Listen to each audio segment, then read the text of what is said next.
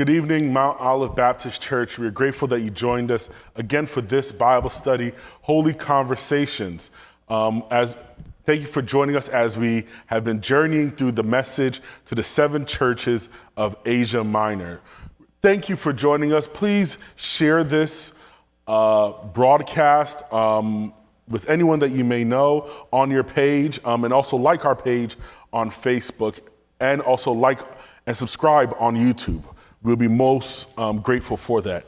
We're continuing on our journey. This is our second to last church in Revelation chapter 3.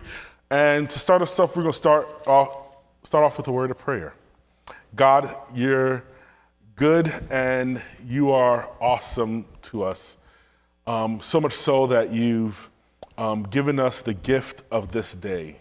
We pray, God, that your Spirit will continue to illuminate our hearts and our minds. Give us, challenge our hearts, God. Challenge our spirits, challenge our minds, so that we may become more and more like your Son, Jesus. This we ask in your Son's name. Amen. Amen. We're joined with our pastor, the Reverend Dr. James Victor. Good for you to be here, as you have been. It is good. As Peter says, it's good for us to be here. Absolutely. So we're going to jump into the text. We're looking at Revelation chapter 3. We'll be reading from verse 7 down through verse 13. Revelations 3, 7 through 13. And the word of the Lord says, "And to the angel of the church in Philadelphia write, these are the words of the Holy One, the true one, who has the key of David, who opens and no one will shut, who shuts and no one opens. Look, I know your works. Look, I have set before you an open door, which no one is able to shut. I know that you have but little power, and yet you have kept my word and have not denied my name. I will make those of the synagogue of Satan who say that they are Jews and are not, but are lying. I will make them come and bow down before your feet, and they will learn that I have loved you. Because you have kept my word of patient endurance, I will keep you from the hour of trial that is coming on the whole world to test the inhabitants of the earth. I am coming soon. Hold fast to what you have so that no one may seize your crown. If you conquer, I will make you a pillar in the temple of my God, and you will never go out of it. I will write on you the name of my God and the name of the city of my God, the new Jerusalem that comes down from heaven, from my God out of heaven, and my own new name. Let anyone who has an ear listen to what the Spirit is saying to the churches." The word of God for us, the people of God. Thanks be to God. So here we are, we're in Philadelphia, and there is no cheesesteaks there, but we're in Asia Minor, in Philadelphia, Asia Minor. This one strikes me as we start off, this one doesn't get a rebuke. Yeah, we're dealing with the straight A pupil tonight. Yeah, this is straight A. We had a couple rough ones in there. But this one, there's nothing in there that says you're doing anything wrong. You're doing anything wrong. And again, what we see on the part of the Christ is this searing gaze that gets to the heart of the witness of a congregation. Yeah. And it pierces, if you will, to the very core of who they are as a people. Mm-hmm. And you know, we saw a previous church that got fairly good marks. Yeah.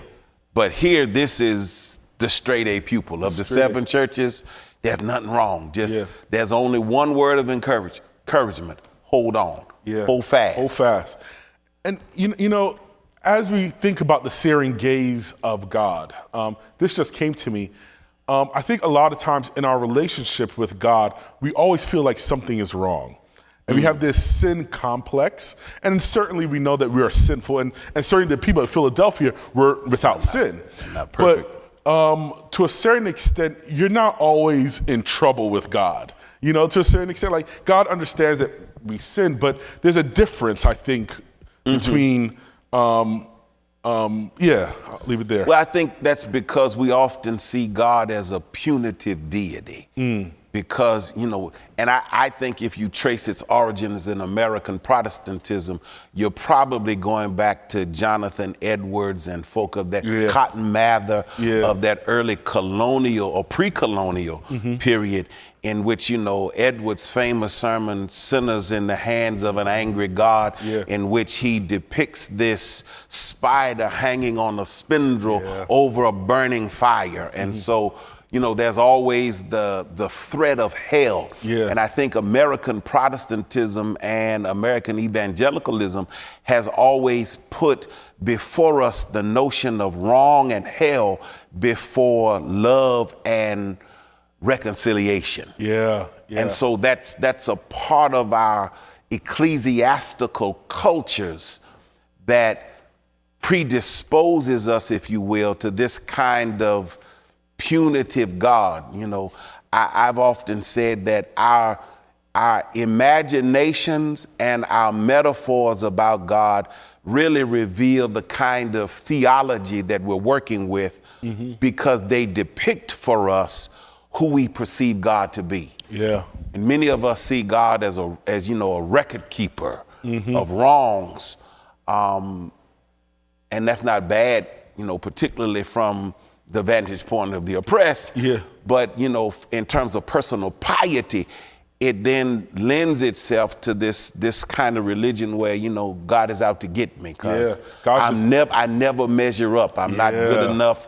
And we almost invalidate the power of grace and degenerate into kind of a works righteousness kind of formulaic expression and iteration of the faith. It's like people just think God is on the edge of his seat, just waiting for you to step out of bounds and zap. I got you, because you are in the hands of an angry God.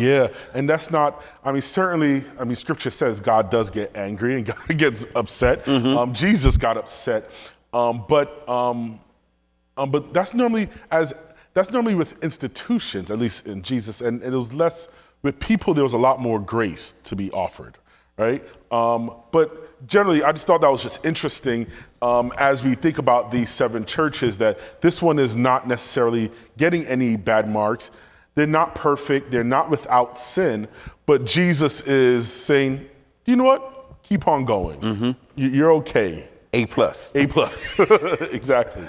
The other thing that I see right off the bat, of course, as we've seen throughout the text of these other churches, is that the character of the church is, again, intricately and connected to who the Christ is. And in this text, Jesus portrays himself as the Holy One, the True One, the Key of David, which is an interesting phrase, who opens and shuts doors. So there's this, again, portrait of sovereignty, if you will, or I should say a self-disclosure of sovereignty. And Jesus is using Jewish catchwords for God, which, the synagogue would perceive that, as they did in his time, as blasphemous. But again, the Christian part of Judaism, which has broken off now, has established itself as its own religious, I don't want to say organization, but its own religious movement. And so Jesus is identifying with the church, and the church is identifying with Jesus because they get good marks. So it's a holy church. It has some Jewish constituents. Because they are the children of David, and they are an open people, whatever that means. So I think we could just jump into verse 8. It says, "I know your works," and we know that is a catchphrase. We should all know that by now. Right. Jesus starts off each one of these. I know your works. That's how we're going to start this. Look, I have set before you an open door, which no one is able to shut. And I think we're going to stop right there. There is this open door that apparently Jesus is the one that opened it up, and no man is going to be, or woman or person is going to be able to shut it, which shows his power, as he said, his divinity. Yeah. And, doors are symbols of division. Yeah. Like gates and fences. They keep folk out and they also corral folk in. Yeah. But whenever there's something that's open, there's, I think, the metaphor of permissive egress that you can go in and out. Yeah. And so maybe, yeah. I'm thinking now on the cuff, what Jesus is saying, I'm giving you access to divine things. Yeah. Things that others who have not been faithful don't get access to. Could be, because there is an element of reward. This is the reward laden church, because they are faithful, and I'm sure we'll get into that, but I'm giving you access. But the important thing here is it's Jesus who's opening the door, and it's only he who can close it. Yeah, I think we mentioned in the green room, you spoke a little bit about this in and out, that there's this, that Jesus opened the door and is asking, and what comes to mind is actually the ark, right? Because in the ark, in the story of the ark, after the animals are loaded on and Noah's family's loaded on, the door is shut and no one can open it up. But now it seems like in this season or this time, the door is open. You're able to come in, you're able to go out, but that's what comes to mind. Yeah, and so then I think, again, gleaning from the context, that gives us a sense that here's a church that is dealing with, maybe even struggling with, the notions of insiders and outsiders. Yeah. Who belongs, who doesn't belong. And that's always a struggle in ecclesiastical frameworks, Well, any group. You even in your own family. Yeah. Who's a part of the family? You either born into the family or you marry into the family. Who's a part of the church? Members and non-members. Who's a part of the frat? Those that have crossed the burning sands, those who are uninitiated. Yeah. So there's always this, if you will, in organizational life, this tension of who's in, who's out. Yeah. And part of what we see is there's some tension between the church and the synagogue in this tiny outlier village, if you will. It's not even a real city. We think of Philadelphia, the city of brotherly love, and Penn is on top of the cap. No, none of that. This is an outlier city. It's the smallest of the 7 cities, but it's grappling with and obviously succeeding faithfully with who's inside, who's outside. Yeah. And many times in the church, as you said, we struggle with this, right? And I mean, what we hear Jesus saying is that the door is open. And I think as a church, I think there's a temptation to always try to define, who's inside and who's outside. And we do that by saying, oh, that person's saved and that person's not saved. That person is a whole bunch of trouble and that person is sweet. That we always try to, particularly inside the church, label people to whether we're going to grant them access or not to God, almost as if we're spiritual gatekeepers. Yeah. And that's always, like you said, that's always a challenge. In fact, it's inbred in Western theological thought, because in classical theology, there was this notion of the visible versus the invisible church. And if you will remember your studies, the visible church may have people who have the membership in the church, but may not actually be saved. And what the text is saying to us, I think, is that really ain't our call. Like I think the churches need to get out the business. to a certain extent. You know? That's I think part of what we wrestle with now is who's good enough. And then, of course, once you're inside any kind of institution, there's a culture, there's the language, and you know whether you're in or out right away by whether or not you speak the right language. Yeah.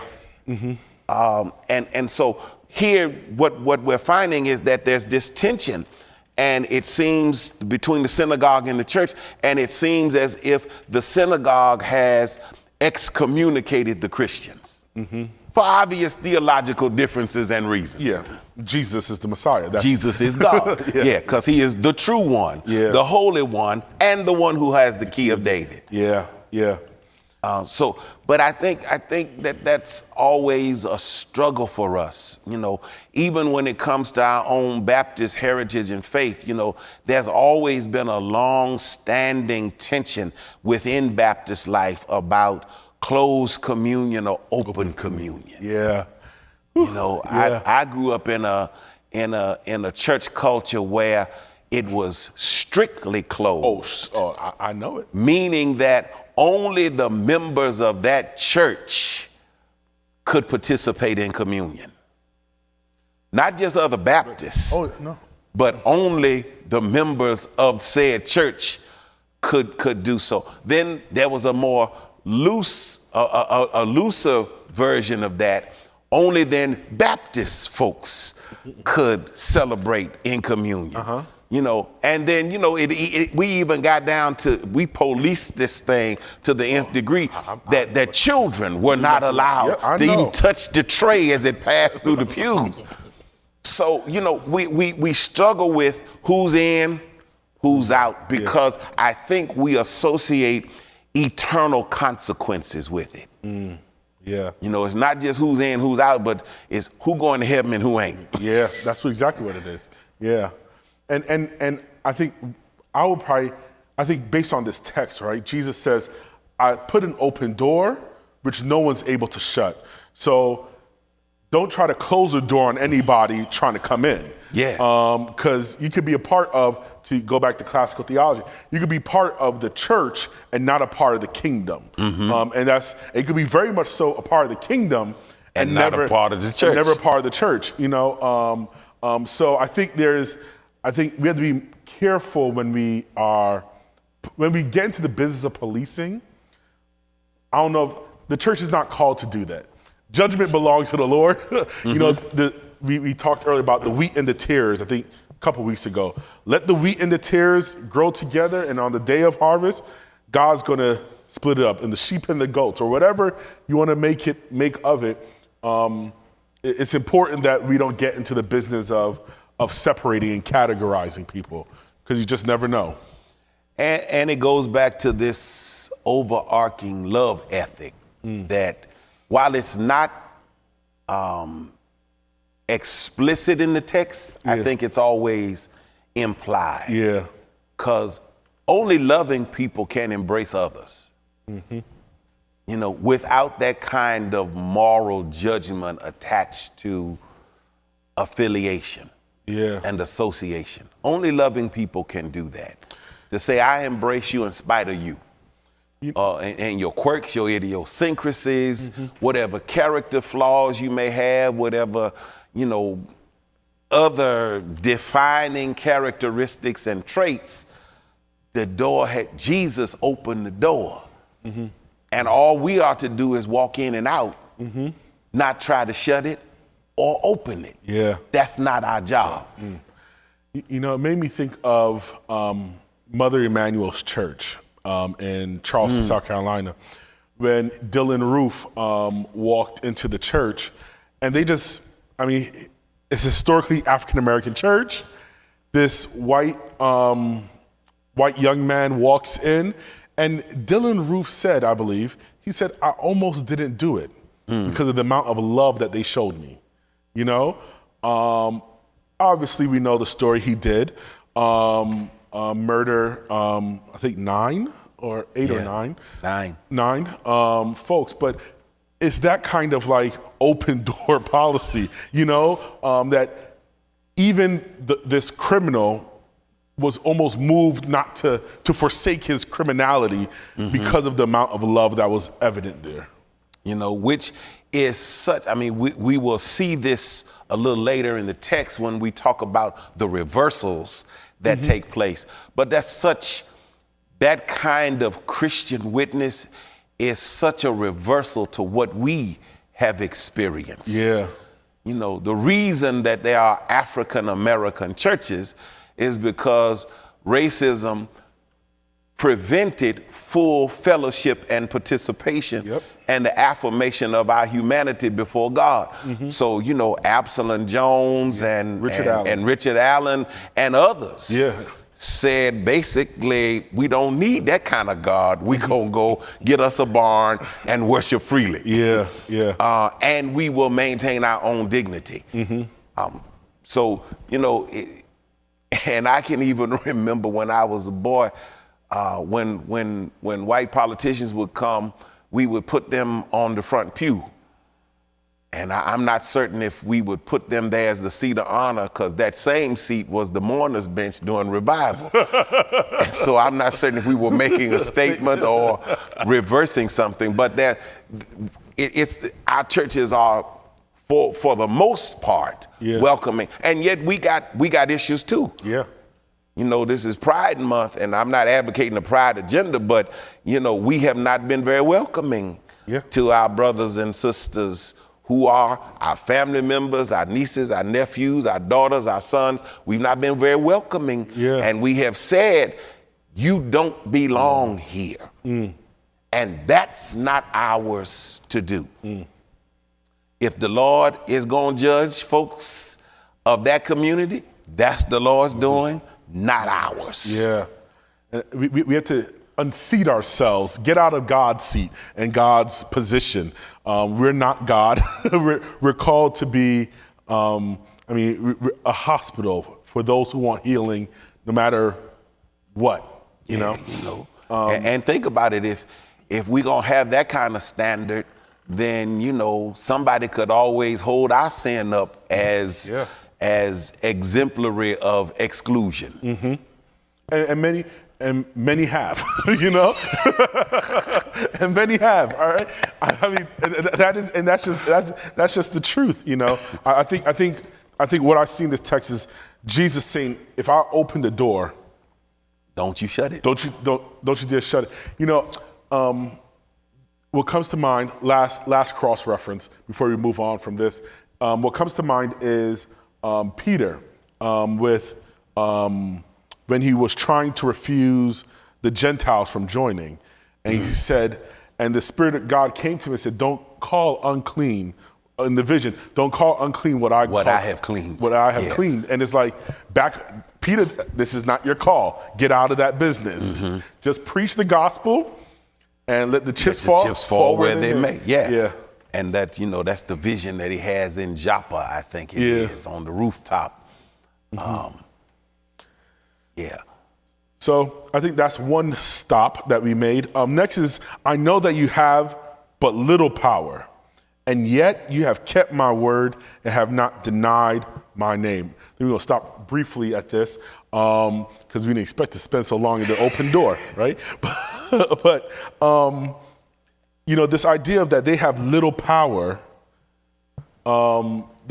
which that could be a number of things. That could be economic power, it could be social, political, institutional, they have little power, but yet they have not denied my name, which is in contrast to some of the other churches who have the power and are denying him left and right, but there's something about having little power and not denying his name. And as you were saying that, and we talked about this before we came on, it just hit me. Even though they have little power, they're not weak. There's a difference between weak and having little power. This Jesus says, I know you got little power, but you got a big witness. Which is,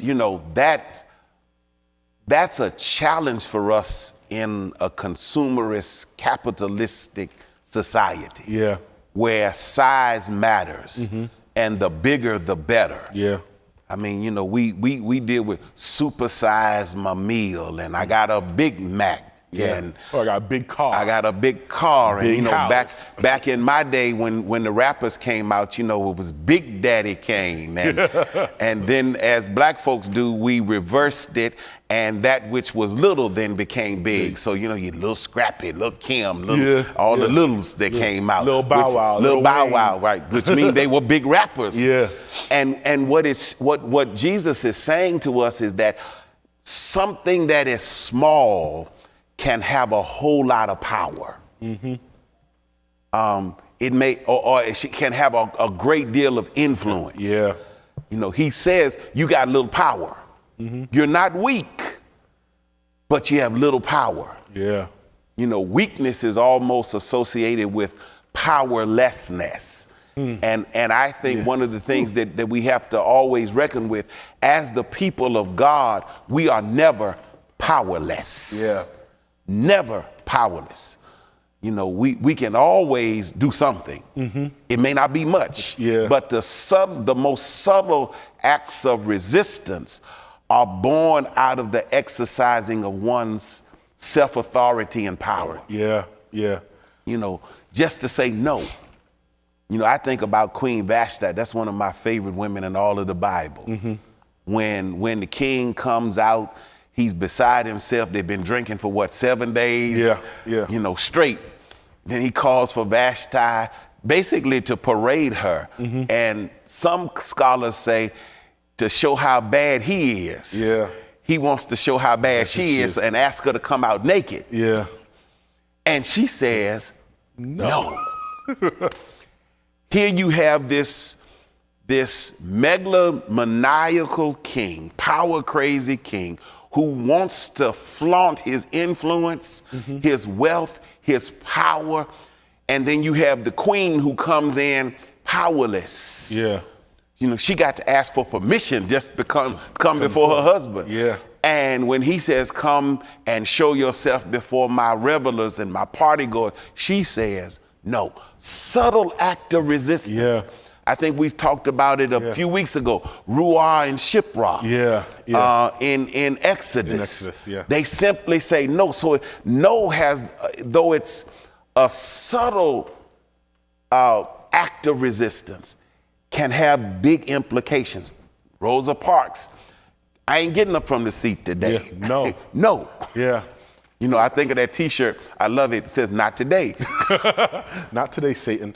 Yeah, you know, so subtle acts. You can have a big witness. Yeah. You don't have to be big, you know, and we often think, again, size matters. The bigger it is, the better it is, the stronger it is, the more influential it is. But this little bitty tiny congregation in Philadelphia. Yeah. Gets the A mark. The A plus. Yeah.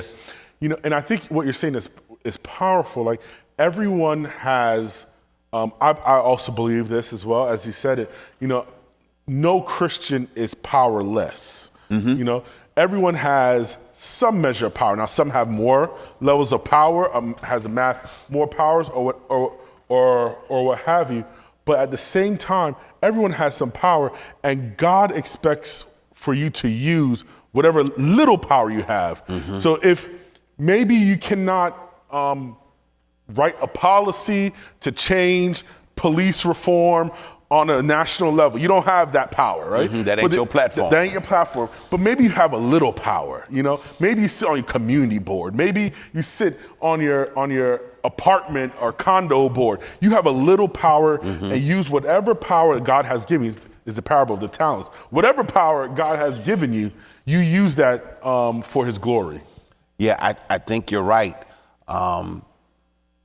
And the text says, you know, even though you've got a little power, I know you've still kept my word. Yeah.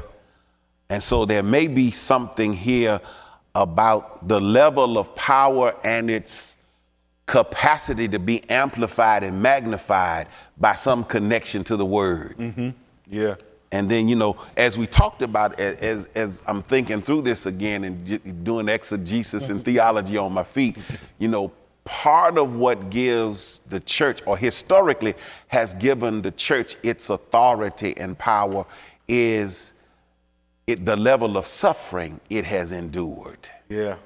And obviously this church is suffering because there's tension between it and the synagogue. Yeah. And we're going to see this power, the church of Satan again, which we saw before, and all of that. But they are enduring something, and yet they are succeeding. They're being faithful. Yeah. They're holding on to the word. They're holding on to their crown. Yeah. And God is pleased. Yeah. He's pleased. And I think we want to do all these great exploits for God, and that's why the Matthew text is always fascinating. Like I've spoken tongues, I've casted out demons in your name, but what God calls us to be is just faithful to whatever He gives us before us. Be faithful to that. And they have little power. They are a small church, presumably in a small town that no one cares about really. And yet Jesus says, A+, because you're faithful. And it's interesting, you know, as you were talking about that, a small church in a small town, you know, most of us, when we graduate from seminary, we want to go to the big church. With a big house. With a big house, with a big reputation. And, you know, somebody has to pastor the little church. And there may be a whole lot more church in the storefront that's in the hood than in the center town cathedral. Yeah. And that, you know, it goes back to the open door. Yeah. You know, just because it's big don't mean it's better. Just because it's small doesn't mean that it's useless and worthless. Yeah, and something's wrong with it. I think we spoke about this like last week. Was it last week? Was it the Sardis? Sardis, yes. You have a reputation of being alive, but y'all really dead inside, right? And in our homiletical or exegetical imagination, we imagine that as being like a big church. They're doing well, great programming, all that. But Jesus said, you're dying. But here comes this little church, itty bitty church. And I think when we talked about this last week, you know, when you meet other ministers, they always ask you, how big is your church and all that stuff. And then if it doesn't reach a certain number, then you're not really doing ministry, or that's not. But God has this thing for these little remnants of people all around.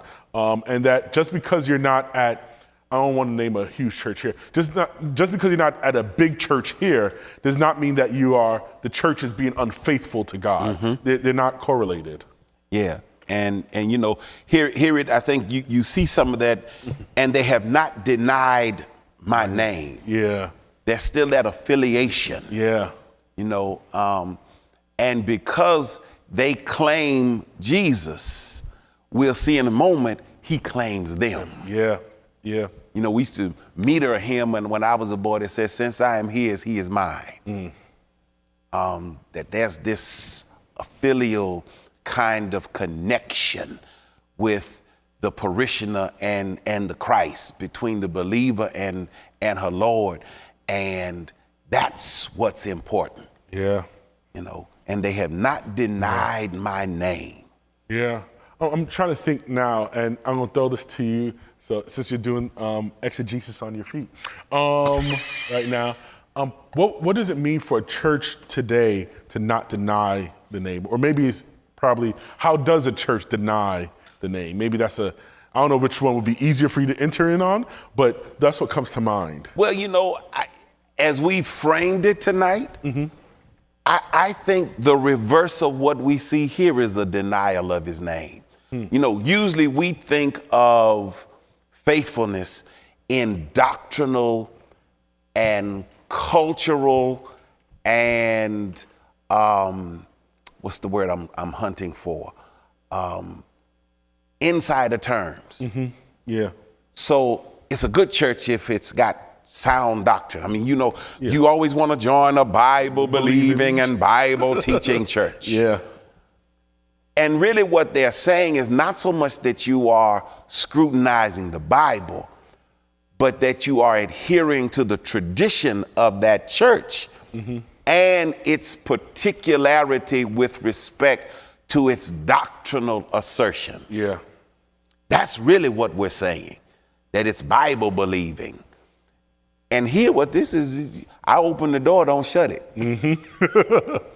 You know, so the challenge is, how welcoming is your church? Yeah.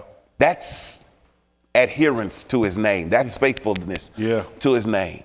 You know, how many folk want to come to your church because they are welcomed?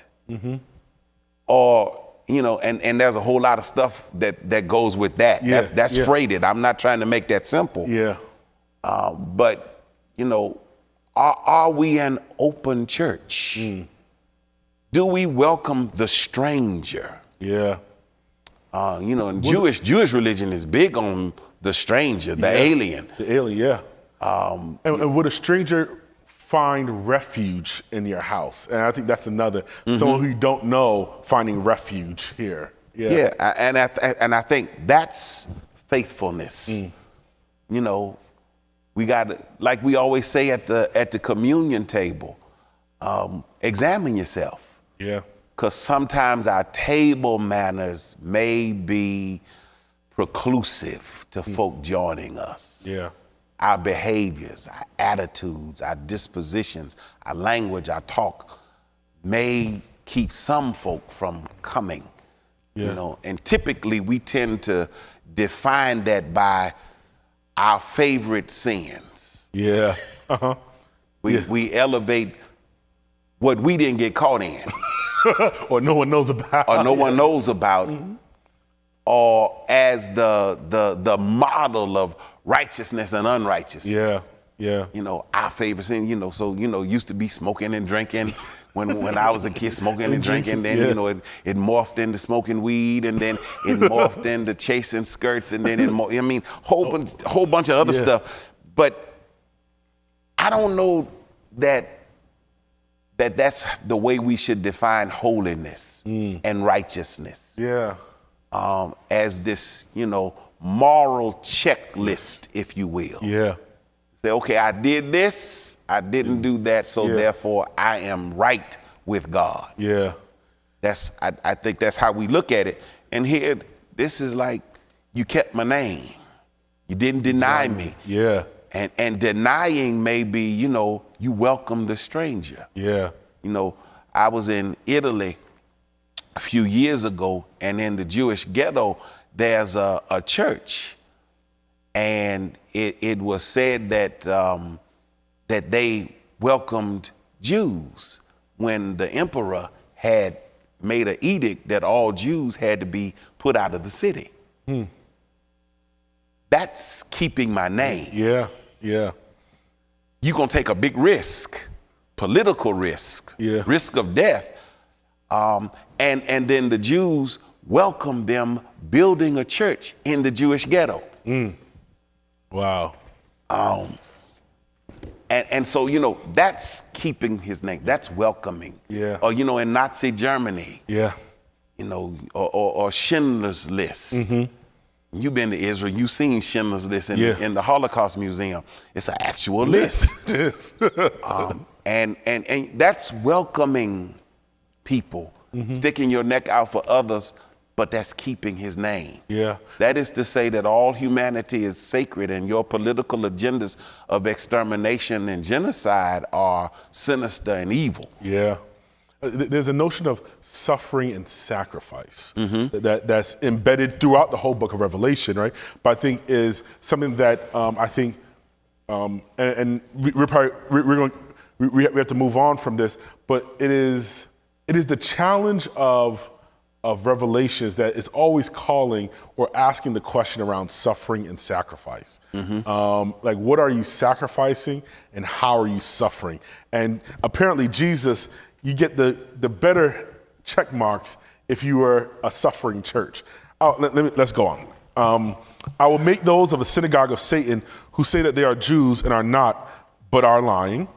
I will make them come and bow down before your feet, and they will learn that I have loved you. We talked about the synagogue of Satan a few weeks ago. So you could watch 3 weeks ago for our anti-Semitism disclaimer around that one. But obviously there was some tension between the synagogue and the Christians. This notion of I'll make them come and bow down before your feet is, there's a scripture in Isaiah that says that the Gentiles will bow at the feet of the Jews. So this is John saying, no, y'all are the real Jews, that Christians are the real Jews, and those other Jews, they're going to bow down at your feet. So it's really just all a reversal of what the Jews expected Christians to be doing to them. John saying, no, y'all going to do it to us. And even in that, we have to be careful with those kind of reversals, because that can lend itself to, again, to an insider outsider kind of modality. Yeah. But what the text is saying is that the reversal is going to take place at the hand of God. This is God doing the reversal. So that there is, I think, some equalizing of what takes place here. So I think we're going to move on because we're running low on time, and we have a couple of things to talk about. Yeah. Because you have kept my word of patient endurance, and I think that's related to like suffering, I will keep you from the hour of trial that's coming on the whole world to test the inhabitants of the earth. Ooh, okay. Since we're not getting into the whole book of Revelation, again, that's good. There is this notion in the book of Revelation of a cosmic battle between God and the forces that are against God. Yeah, everything against God. And that, there's a showdown. There is Armageddon. There's a showdown. And so that's what that's talking about. And it's at the showdown where those that are faithful will be demonstrated. Those who have been perpetrating will be revealed. And those who are outright rebellious and hostile will be dealt with. That's a nice way of saying. Yeah, I'm trying to be succinct because we're running out of time. Yes. If you want to learn more about that, read the rest of Revelations, and then you can ask us questions, because there will be questions. So 11, I am coming soon. Hold fast to what you have, so that no one may seize your crown. And there we go, Pastor. Well, here's the thing I just saw. It's not, usually we think of the crown conferred at the culmination of some life. Yeah. Here it would suggest You have the that they already got the crown. They just have to hold on to it. That's good. Made me think of Howard Thurman. Yeah, the crown above my head, and let me live into it and grow into it. Yeah. But I just saw that you already got the crown. The text seems to suggest you already have that you already have the crown. That's good then. Hold on to it. Yeah. Which means now you got to recognize the value of what you have. Yeah. Because so oftentimes I think we treat cavalierly what we have. Jesus even taught in one of his parables, nobody throws their pearls to swine, to the pigs. But here, I'm coming, hold fast to what you have so that no one can take your crown. Which suggests that this is a regal crowd already. Yeah. They're already conquering. They're already living above the fray. Yeah. They're already victorious. Yeah. And so, that may change our orientation, because, sometimes we're so struggle oriented that I'm going through. Yeah. And what this is suggesting is, yes, you are going through, but you're already victorious. Yeah. You already have the crown. You already got the crown. And, crowns not only suggest victory and triumph, but they also suggest authority. Yeah. Paupers don't wear crowns. Yeah. Only royals wear crowns. And so Jesus is elevating this little bitty tiny church to a regal status. You got a crown, hold on to it. You might walk with it cocked to the side like brothers do, but don't lose your crown. And my mom used to always say, and she still does sometimes, right? Only when you act bad, right? No, this is no. When other folks are acting bad, she says to herself, "I'm not gonna make this person. I'm not gonna lose my salvation over this. I'm not gonna make this person take my salvation." And not that salvation can be it's so transactional like that, but there's a certain level of keeping your dignity and keeping your recognizing that you have a crown on your head to a certain extent. And I'm not going to let you bring me down to your level to a certain extent, right? Like I have this crown. I'm not going to let no one take this crown off my head. Yeah, which again goes back to esteeming as valuable what's in your possession. Yeah, you already have a crown. That's good. I'm going to spend some time thinking about that one. We already have a crown. Thurman was right. See, Howard Thurman is correct sometimes. Yeah. If you conquer, I'll make you a pillar in the temple of my God, and you will never go out of it. I kind of want to stop right there just to make a quick note. The one commentator that I studied, they said that Philadelphia was a small town, but the reason why it remained small was that it had a lot of earthquakes. That it was an earthquake-prone city. Things were just always being jacked up. Rumbling. Things were just rumbling all the time in Philadelphia. So for him to say, I'm going to actually make you a pillar in the temple of my God, which means that you're going to be a sure and strong foundation, that this little itty-bitty church, these little power folk are now going to be the pillars on top of the foundation in the temple of God. He says, I'll make you a pillar in the temple. You'll never go out of it. Yeah. So no earthquake, and this is what it is, no earthquake is going to destroy the pillar or the temple. Right. There is a sense of permanence here to that, which again is conferred by the Christ. It's not that they earned this, but it's conferred upon them, and they are erected in a oh God, this might preach. They are erected as a permanent entity in an impermanent environment. That is gonna preach. Y'all gonna hear that in a couple of weeks. Not a couple of weeks, but maybe next year. But yeah, there's something about the church's witness. Yeah. That's permanent. Yeah. In a transitory environment that's always shaking under the duress of seismic activity. Yeah, oh, Reverend, thank you. That's a nugget right there. It's a little nugget there. No, that's a vein that needs exploration. Yeah, but that's so he's encouraging this church and saying that y'all gonna have some permanence. Everything else around you right now seems shaky, and you have little power, and the synagogue of Satan is losing their mind with y'all. But I'm going to then make you a pillar in the temple of my God, and you will never go out of it. Meaning that no one's going to take your place either. Right. Nobody can remove you. No one can remove it. Remove you. Whew. I want that. Lord, can I be a pillar? Lord, okay. I will write on you here goes what I call the tattoos of glory. And Revelation's got a few of them. I will write on you the name of my God and the name of the city of my God, the new Jerusalem that comes down from my God out of heaven. It's a lot of my gods, just notice that. And my own new name. And here we go, we're going to take our rest. So there's a couple things here. There's a notion of writing one's name, God's name being written on a person. And in later Revelations, Jesus has one on his tattoo.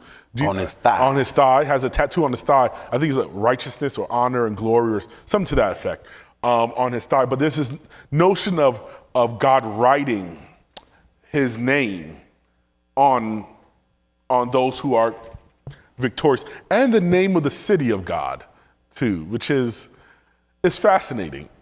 I don't know what all to make of it, to be honest, but it's fascinating. Well, I mean, this goes, part of this, the New Jerusalem coming down from God out of heaven. We see that again in chapter 21.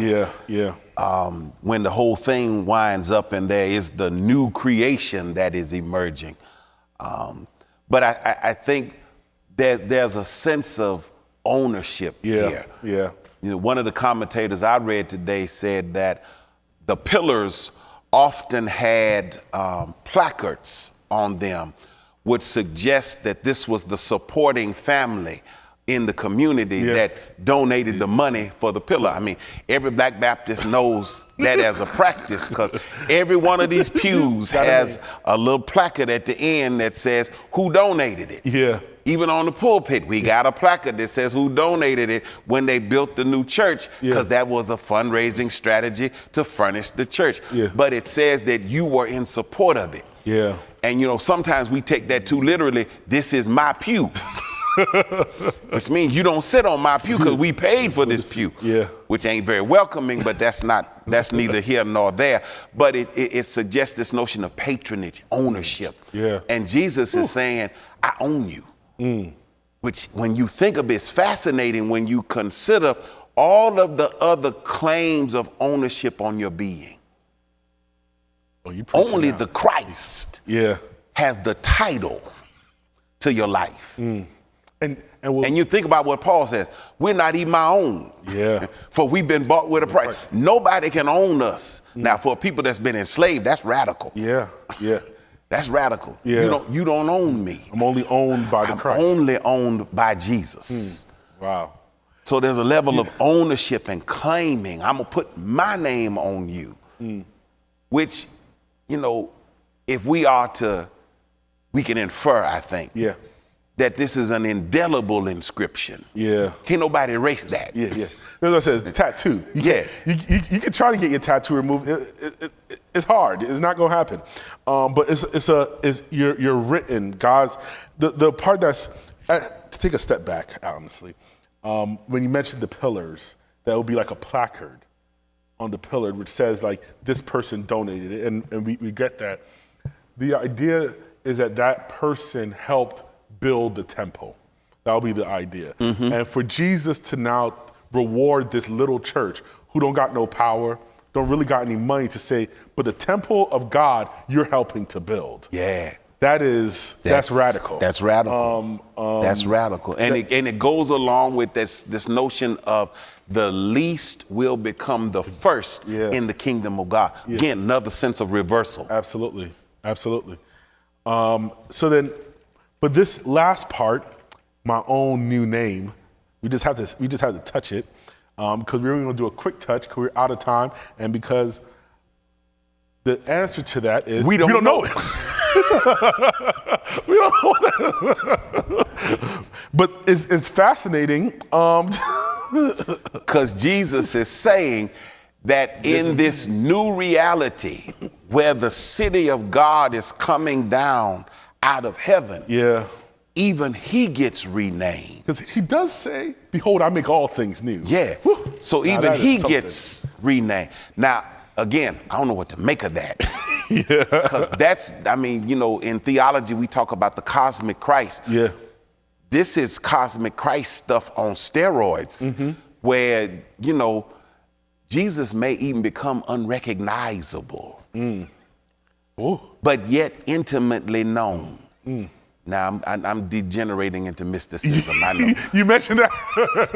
I know that. So I'm pulling my own self back. Come on, Howard Thurman. Come on. Howard Thurman is falling on you. But even he says, I got a new name. Yeah. And that is something, because there's so much tied to the name of Jesus. I mean, yes. We saw it in the first chapter. In the first chapter, And in each of the churches that he self-discloses himself. And in each of the churches, there's a self-disclosure. But now what the master is saying is that there's a hidden name. Yeah, that only in glory. That only in glory it will be revealed. It will be tattooed on you to a certain extent. That's what he said. Yeah. I'm going to write it on you. My grandfather used to quote one of his professors from seminary back in the 30s. And he would always say that even in heaven, we'll be learning. And I was like, because we've always depicted and imagined heaven as the place of perfection where everything is complete. And known. But I can see what he was talking about now. Yeah. Because there is a mysterious element that will be revealed even in the New Jerusalem. Yeah. I'm like, whoa. So, we never stop learning. Yeah, it's always something.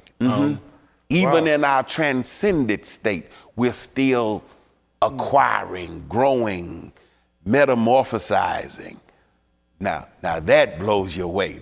I'm just sitting here just thinking about that, and it just shows the expansiveness of God, that even when you come to full knowledge of earthly things, you still haven't cracked the surface of God. It's just the inexhaustible being. Exhaustible. Yeah, exactly. So I think that I've never noticed that ever until we read it in preparation for tonight, this new name that Jesus will have. And again, it goes back in Revelations. He says later on, behold, I make all things new. Like everything is new, and we have to wrestle with newness. Yeah, a new heaven and a new earth. Yeah. Because the old heaven and old earth gets passed away and there is no more sea. Yeah. Which, that's saying something, because the earth as we know it is 75% water. Yeah. So ain't no water in heaven. Ain't no water. It was a sea but there of is glass. milk and honey. There is milk and honey. Again, John is being metaphoric intentionally. Yeah. And we talked a little bit about the cryptic nature of his use of metaphors, again, so that there's an insider crowd which can read this, understand it, and not be persecuted by the empire. But then there's an outsider crowd. And what this is suggesting, I think, is that even in heaven, we're still growing, still learning, because there's so much of the divine personality, even in that state, that we'll just be knowing more. And I'm thinking, that old hymn that says, more about Jesus, more about him would I know. Yeah. That's perplexing. That's a perplexing promise. It is promise. It is a promise, yeah. It's guaranteed. But it's hold to your crown. Yeah. But here's where faith, I don't have to understand it to know it. I just got to hold on to my crown. That's all we're called. That's all we're called to do. Just hold on to the crown. You ain't got to know everything. You ain't got to understand everything. Just hold on to what you do know. Yeah. Hold on. Hold on to that, because that is adorning your head with value. So hold on to it. Yeah. I think we have to close this with the 13th verse rather. Let anyone who has an ear listen to what the Spirit is saying to the churches. And I think that is the Lord is wanting to converse with us. Yeah. Listen. And listening is the basis of all communication, not talking. Yeah. He wants to communicate. Hold on. I think that's the word of the night. That's the word of the night. Yeah, that's a good word. Yes. Hold on. Just hold on to your crown. Wow. Lest anyone take it. Sorry, I think that's King James, but lest anyone seize it. All right. Well, thank you, saints. Next week we'll be flying. We flew from where we started, Ephesus to Smyrna to Pergama to Thyatira to Sardis to Philadelphia. And next week we'll be flying over to Laodicea, which is here goes the spoiler alert. They did not get an A in their report card. We're looking forward to that one. It's going to be a great study. That's the Revelations 3:14 through 22. Feel free to read it and come with your questions. We do have a number of announcements we would like to share with you. The first one up is that graduation recognition weekend is almost here. Our theme this year, Your Time Has Come. A socially distanced celebration will be held on Saturday, June 26th from 12 noon to 2 o'clock on Zoom. Please register on the church website and for more details. Our monthly drive-through giveaway is this Saturday at Saturday, June 19th at 10 a.m. until all boxes are distributed. 200 boxes will be available filled with fresh vegetables and one whole chicken.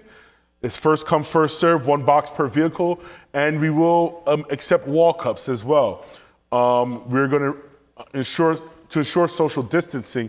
Members of the public will be asked to remain in their vehicles. Honestly, you drive up, you pop the trunk or your back seat, we put it in there for you, and you keep it moving. So if you know anyone that's in need of vegetables or chicken and what have you, please spread the word. That's this Saturday at 10 o'clock. Men's ministry will meet on Saturday, June 26th. Via Zoom at 10 o'clock. Their theme is strengthening our spiritual muscles, and Minister Roderick Lane will be the presenter. The subject is on evangelism, being ambassadors for Christ. You can register on the church website. Our young adult book study continues every third Saturday at 11 o'clock. Are you a young adult that's feeling overwhelmed by the increasingly digital world or the demands of family, friends, and an unjust society? Join our young adults for this monthly book study, and it's this Saturday, the 19th at 11 a.m. They're reading and discussing the New York Times bestseller, Boundaries, When to Say Yes, How to Say No, to Take Control of Your Life. You can visit the church website and click on the Young Adult Study banner to register. Vacation Bible School registration is now open. Champions for Life, Ready, Set, Go with God will be held virtually via Zoom from 7 to 8 o'clock on Monday, July 12th through Friday, July 16th. Come find joy knowing that Jesus makes each one of us a winner. You can register at mtolivebc.org by the church website by Saturday, June 26th, so you can get your VBS materials. And at the end of VBS, we'll be having a coding workshop that we're doing with Edison, which is a robotics program for youth from 3rd to 12th grade. The workshop will be held at the conclusion of VBS on Saturday, July 17th at 10 o'clock. To register, please visit the church website and sign up for VBS. And then you can sign up for the free coding workshop. Only 30 seats are available for the coding workshop, so please sign up. STEM is the future, so you want to get on board and get your child on board. The Baptist General Convention will hold its virtual 122nd annual session in Congress of Christian Faith Formation on June 27th and June 30th.